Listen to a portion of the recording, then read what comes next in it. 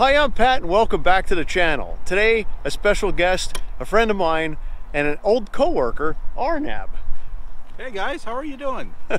So, Arnab and I used to work together back in 2006, and right around 2009, we both got laid off at the same time. Now, we used to pal around and talk about German cars a lot. Well, today we have both of our German cars together. We haven't seen each other in quite a while, and it's a pleasure to be out here. The E350 is cool. The i8 is one heck of an experience. All right. So now we're going to check this out. Okay. Now, figure out how to get in the car first. Is it like mine? I'm assuming it's like mine. I think you should be able to very easily. Yeah. Now. Oh. All right. 1, 2. So I'm going to do the slide. It is easy. Yes. Go ahead and pull the door down. And then before he locks it and drives away, I'm going to hop in the passenger seat.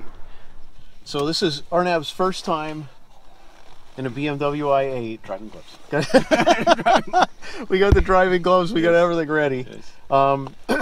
So the car's off right now. You have the key. The key's in your pocket. Keys in my pocket. Perfect. Okay, so the first thing you want to do, put your foot on the brake and then hit the start-stop button. Same thing on mine. Yeah.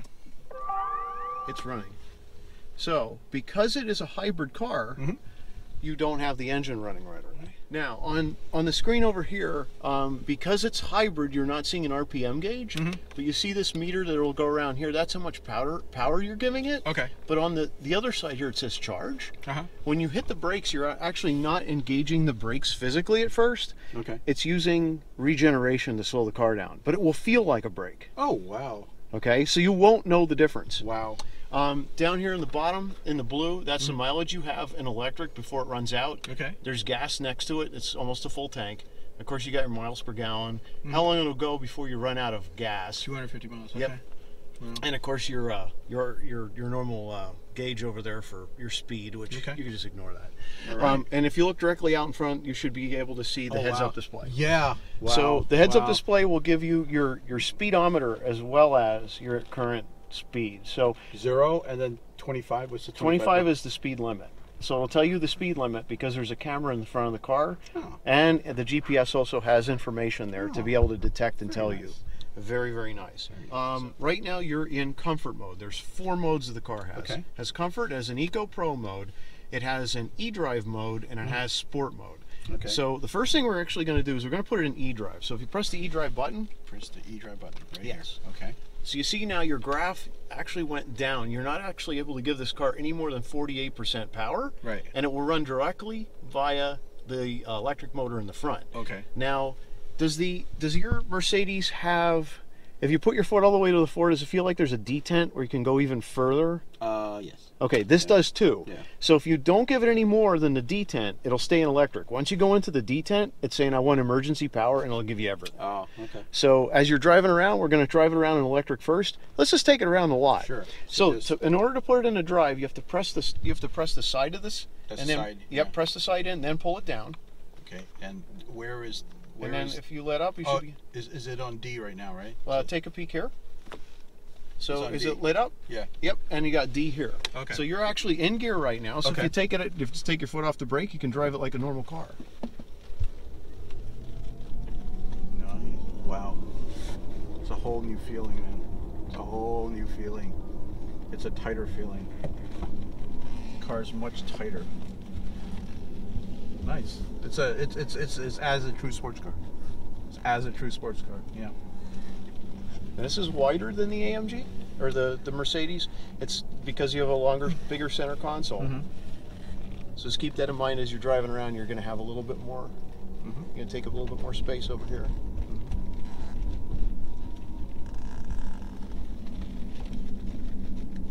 So park next to the beds. Yep, just stop right here for right now. Yep. Oh. Yeah. Wow. Yeah. Wow. Wow. Yeah.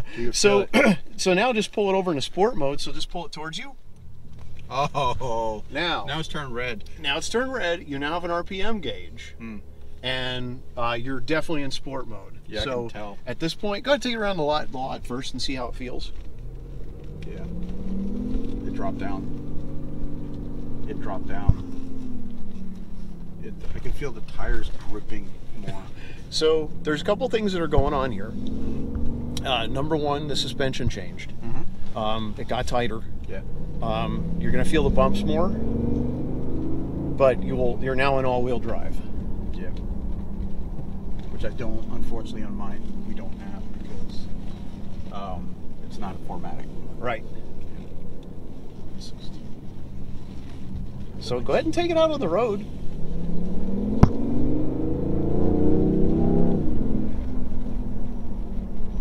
Dude, get out of here. This way. Yeah, this could be dangerous, man. Good. Just 215. That works too. So what are your thoughts as you're driving it right now? I can feel it being more tighter. Yeah. The difference, and I'll do a comparison with mine. Yeah. This is a sports car. There's no ands, is, or but about it. This is a true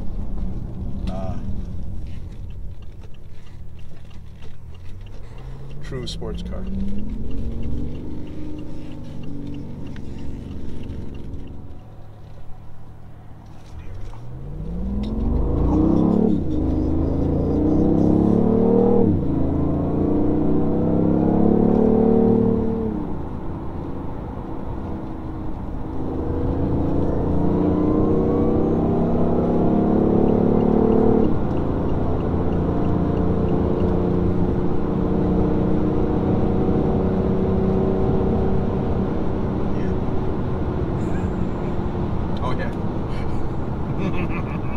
And I can feel it. I can feel the ground. I can it's almost like you're literally like it's like I'm feeling the road. Like I'm one with the road. It's no ands or buts about it. I have a sports mode on my car. That's the equivalent to a comfort sports mode. This is a true sports car mode right now. This is what I'm seeing right now.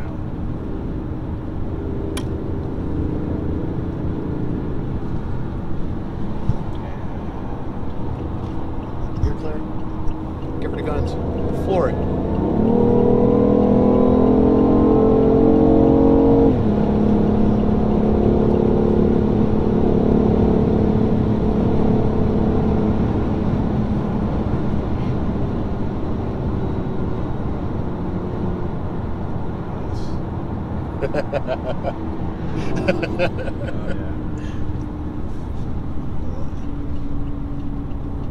So the one thing you don't have here is blind spot detection. You don't. But you don't have as many blind spots. Literally, when you look out the window, you can see things much better. Yeah, yeah. We'll come back this way. Yeah.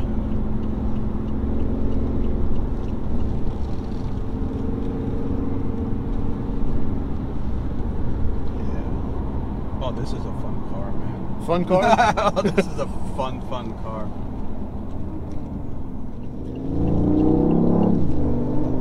Give her the guns, man. Yeah, but these cars sneak up. I know. So, I mean, there's a car right behind there. And like I said, I don't have the blind spots, and he's got. Sorry. It's okay. I took it.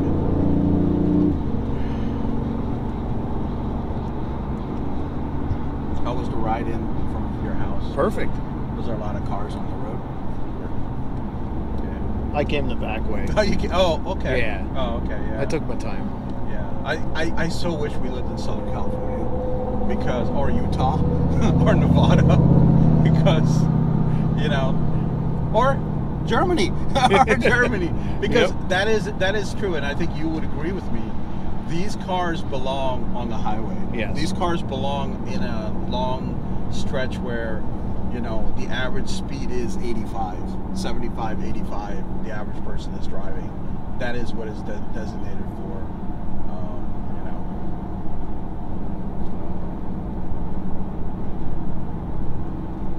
Very nice.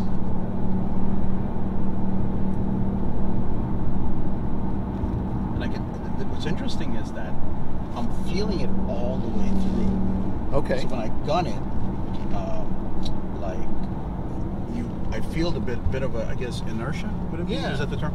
Inertia, and then you feel it for a thing, but then you kind of level out a little bit, and it's almost like you can feel the wheels gripping the road, which is wonderful, like as a true sports car should be, and then just the acceleration. You know, that noise. There's something very hypnotic, I would say, about that noise. Something very, yeah, there you go. And I'm at 75. You don't even feel it. Like it's you hear the engine because of the engine, but the thing is that because it's obviously engine and you want to hear the noise.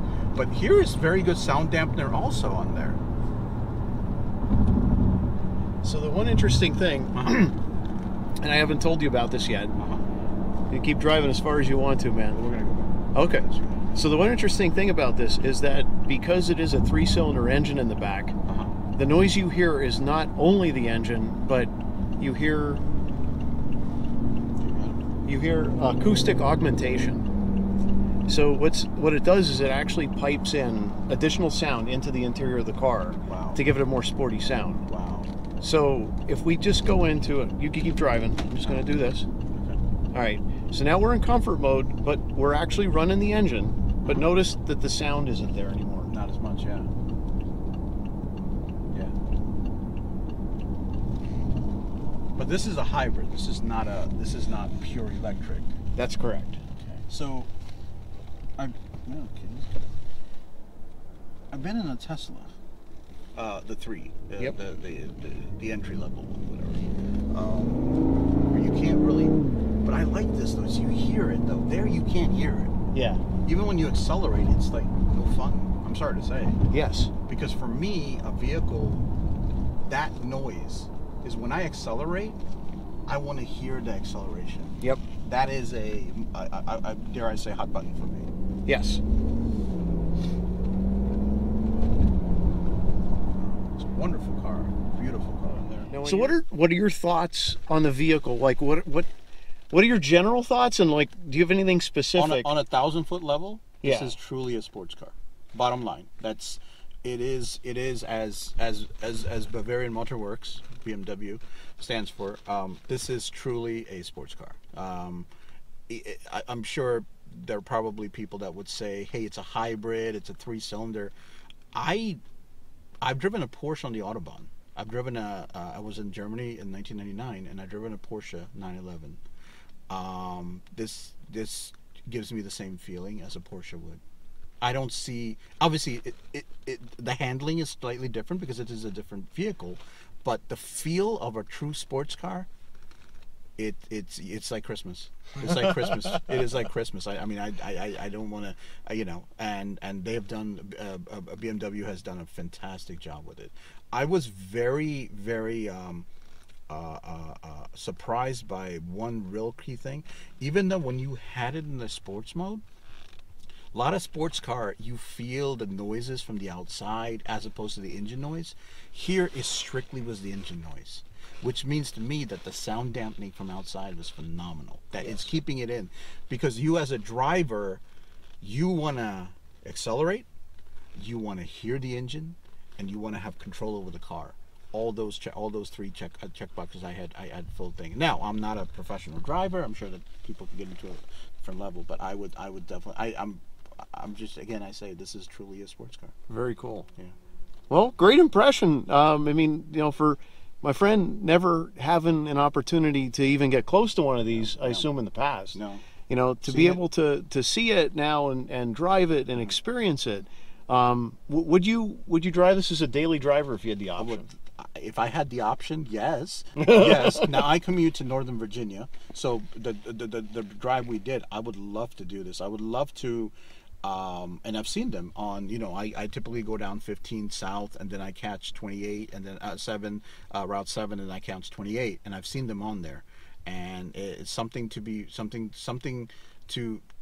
to drive this there would be it would be a real thrill. Yeah, definitely. I would love to drive this on a daily basis just to get an feeling of it. I'm sure it just will be a fun car. I probably the only problem is that when I get to work, I probably won't go into work. I would like to want to drive it around more, so I could possibly have some employment issues. see, I run into this. I run into the same thing.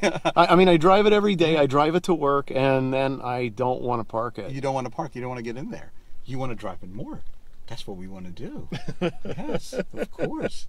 And then you want to find other guys. Imagine you get an armada of this. Yes. Like, could you get like other like, hey man, and there have been other IHs that I've seen on car cruises and things. Yeah. It's so cool. I had one behind me. I actually took a video. You'll have to check it out sometime. Yeah. He was behind me. We're driving together, and I'm just hanging the camera out the window. Yeah. And I'm like, this is so cool just to be able to see another one, because there's only 6,500 of these in the United States. Wow. The numbers are that low. So so that's interesting. So why is there only 6,500 in the United States? The number have been imported. So that's what they requested. Yeah, that's what people have ordered, or dealers have ordered here in the U.S. So 6,500 was the cap that they wanted. No, that's what we have so far. Okay. So 2020 will be the last year of this model. So it ran from 2014 to 2020. They're not making them anymore. I8s there at all. So what is BMW's plan? They're looking at other options right now, and they may go all electric. Who knows? Which makes sense, because that's one of the mandates in Europe. Well, the mandates. For example, in UK, supposedly that they mentioned that Audi has already mentioned that they are going to be focusing solely, which is kind of interesting to me, on the pure electric vehicles to compete with Tesla and so on. Yes. Like that, which all of them are. You know, yes. Yes. BMW, Mercedes, Audi, Jaguar, all those. Absolutely interesting. But no, this is nice. And now I have a question for you. What is the longest you've driven this? Like the longest stretch? Okay, 7 hours. 7 hours with brakes. So, being that this is a sports car, one thing I will tell you, I can tell the seats are very ergonomic. This is a true sports seat on there. So, how does your body tend to fine? Okay. I mean, for 7 hours when I drove this, so I drove it to Buffalo, I drove it to Cleveland, and on both trips I was extremely comfortable. What's really interesting about these seats is they're not very thick, and they don't have a lot of controls for the upper part of the seat at all. Right. So you can't change your bolster, you can't change your lumbar. Yeah. Really, it's only rudimentary controls, and that's mainly because they wanted to reduce weight. That makes sense. So you're not going to have a lot of luxury items that you normally would in another car like that. Yeah. So it's very simple. The design is simple. The technology is complicated. Right. With the carbon fiber and with all the electronics. But overall, I mean, generally, this does not have a lot to it on the inside. But I think the reason for that is also that because they're trying to make it, first of all, as lightweight as possible. The more stuff you put in there, you make the car heavier. As you make the car heavier, it's going to take more acceleration, and it's going to make more horsepower is going to need for it to go. So obviously you want to make it it's a sports car. You want it to make it as light as possible. Correct. In a sense, Correct. And the one thing you had mentioned earlier too about when you give it gas, you can feel it pulling throughout. Yeah. That's two things. So the electric in the front, of course, can pull forever. Sure. Your engine in the back is shifting, and it's a turbo, so there's going to be some turbo lag. Yeah. But combined, they both fill in the gap for where the other one isn't. Right. Yeah. So that's what's really neat. I felt the same way. I said, man, this car just doesn't stop. It's almost like you put the gas down, and I don't feel the shifting. I don't feel any of this. It just keeps going. Yeah, it just is. Yeah, it just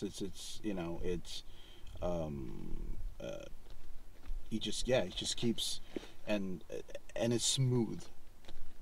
It's smooth. There is no. I don't feel the gear changes. I don't feel anything. It's just smooth, and that I compliment just German technology. Yep. And it is just smooth. You've driven a so I want you previously owned a Corvette. Yes. Let's talk the differences. Yes. Yes. Yes. So what would you? I've never driven a Corvette, so okay. I'm not yeah, you should have drove my Vet when I had it. Yeah, I know. Before I got laid off, I could have said, "Hey, Arnab, you better drive this before we get." We're too busy talking about Crockett and Tubbs. Yeah, that's true. To be fair, if they had this in Miami Vice, that would be wow. You know. Hey. Yes. Yes. Hey. Miami Vice version 2.0. Version 2.0. Yes. Yes. This would definitely be a car to go on there. Yeah, we'd have to find an alligator. Yeah. Comparing Elvis. the two, that for me, not having the raw feeling of an engine, I miss that. I miss not having the car shake a little bit. I miss not having the, you know, when you hit the gas, that the torque doesn't move the car. Yeah.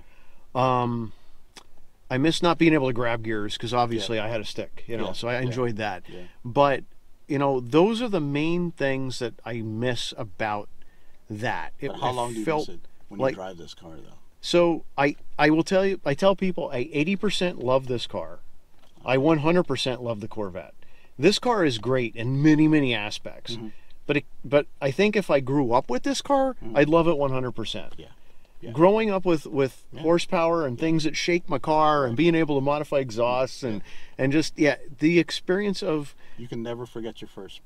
Right. That's basically how it is. You can never forget. You can never forget your first love. You make a good point. You never will forget your first love, and you will always compare. Even if you let's say you trade this in and you get an R8, or you trade this and you get a Mercedes AMG. Part of you will always love that Corvette because that was your first race car. I think you're right. Me. Luckily for me, and that's mine. And I, you know, if I get like a BMW, let's say a 6 Series or a 7 Series, or let's say I even get this, I will love it. I'll never forget that. Yeah, that's my first. Yeah. It's because it's just something about it. That first time you get that car, you know, it's just You're right. And especially for gearheads. Yeah. Especially for gearheads, because if this is just a passing fancy, you go to the cars and it's like whatever, it's my God. But when you really are understanding everything of it, you're really understanding every feel of it, and that's what was interesting when we went on 15 today. It was just seamless, and as you saw, we were bypassing those cars. It was just seamless. I could imagine. And this is on a short highway. I could imagine if we were in Malibu or we were in, you know, Wilshire Boulevard or you know, somewhere in or the Autobahn, which, let's be fair, this is what it's built for. Right, absolutely. You know, so. All right. Well, thank you for bringing it. This was a wonderful experience. You're my first person that's had an opportunity to drive it where I was able to capture this, especially for the recording. And thanks, man. Thanks for driving it. No, thank you. This is, as I said, this is Christmas present, man. This is my Christmas present. No problem. Wow, I'm gonna go back on Monday and show them the video and all that other stuff, and people are gonna be very envious of me at work because we have quite a bit of gearheads at work. Good. We all pretend to buy luxury vehicles. We used to do that yes. when we worked, and then we were like, "Ooh, let's get this and get this," and then we're like, then we get the big reveal of the price, and then we all feel depressed, and then we go in there. But we all do this. But you know, and then if someone gets something, you know, we in my work right now, we just transitioned to Slack. I don't know if you're familiar with that. Look at us talking technology now. Ooh, hijacking a channel. Yes. But and we have we actually have a channel in Slack. We just talk about cars all day long. Nice. Someone just got a Mustang. Someone just got this. Someone's got a Chevy. And it's not only like you know, luxury vehicles, but all vehicles. And we all have that love affair for cars, and we just sit there and talk about it all day long. That is the cool thing about the car enthusiast community, generally. Yeah. It's like it doesn't matter who you are, where you come from, what your background is. Yeah. We love the cars. Yeah, and especially around this area, it's just, you know, it just is that it is just a hot spot for this type of vehicle. You know? Yeah, being the Maryland, Maryland DC area, Maryland, DC area is that way. Yeah, DMV. All right. All right. Thank you. Thank you.